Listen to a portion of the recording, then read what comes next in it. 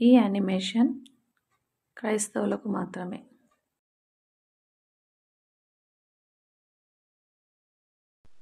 దేవుని రాజ్యం ఇలాగ ఉంటుంది.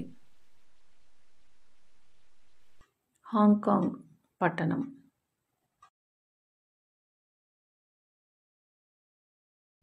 హాంకాంగ్లోని హాంకాంగ్ సిటీ క్రిస్టియన్ చర్చ్.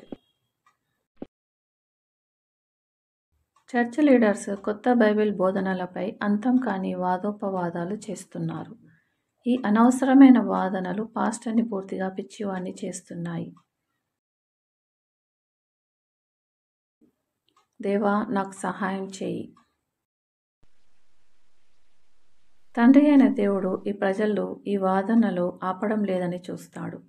అది తండ్రిని అసంతోషానికి గురి చేస్తుంది. తండ్రి అయిన దేవుడు ఆఫ్రికాలోని తన నమ్మకమైన సేవకుని కలవడానికి పరిశుద్ధాత్మను పంపాడు. పరిశుద్ధాత్మ తండ్రికి విధేయత చూపాడు. ఆఫ్రికాలోని ఒక ఊరు.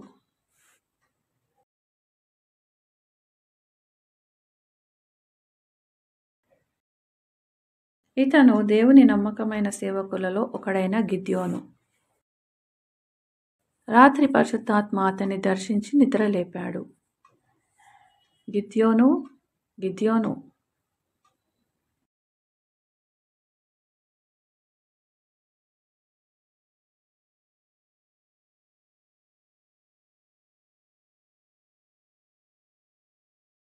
గిద్యోను, నిద్రలే. నీ పాస్పోర్ట్ తీసుకొని ఈ స్థలాన్ని విడిచి వెళ్ళు. నీవు హాంకాంగ్లోని ఒక చర్చికి వెళ్ళాలని నేను కోరుకుంటున్నాను.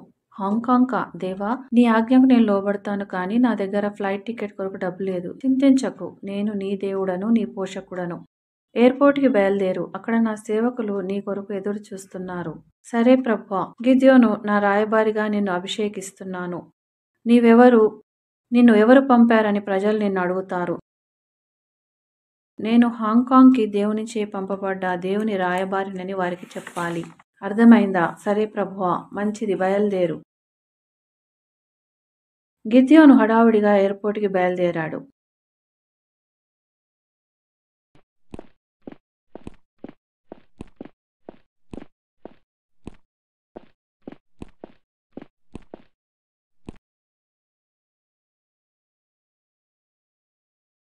సహోదరుడా, నీవు ఎవరు?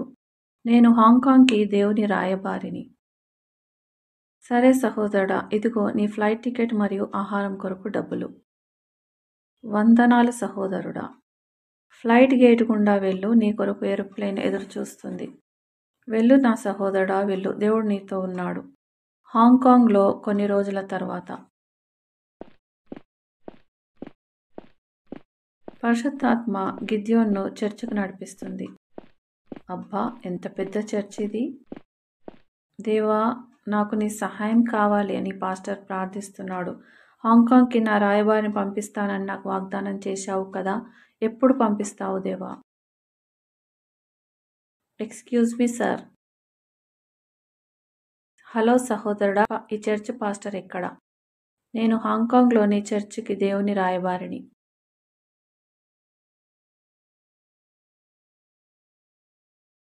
హాహా. దేవునికి స్తోత్రం, దేవునికి స్తోత్రం. దేవుని రాయబారివా? దేవుడు నిన్ను మా చర్చికి పంపాడా? అవును సార్, దేవుడు నిన్ను కలవడానికి మీ చర్చికి పంపాడు.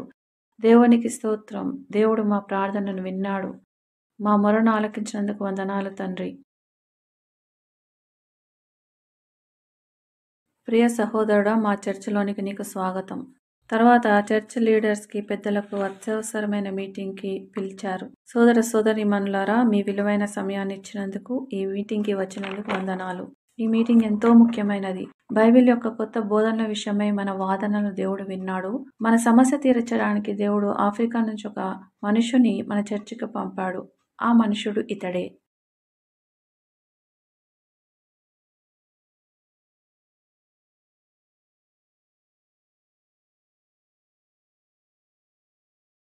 సోదరి సోదరుమణులారా, వందనాలు.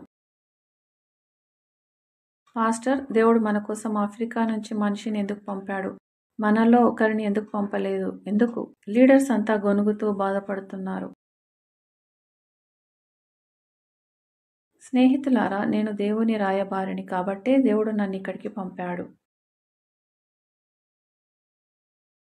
దేవుడు మీతో ఏం మాట్లాడుతున్నాడో నేను మీకు తెలియజేస్తాను.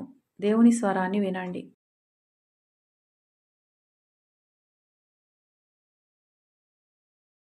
అపనమ్మకమైన సేవకులారా, నేను మీ దేవుడను కాబట్టి మీరు నా మాట జాగ్రత్తగా వినాలి. ఇదే దేవుని రాజ్యం.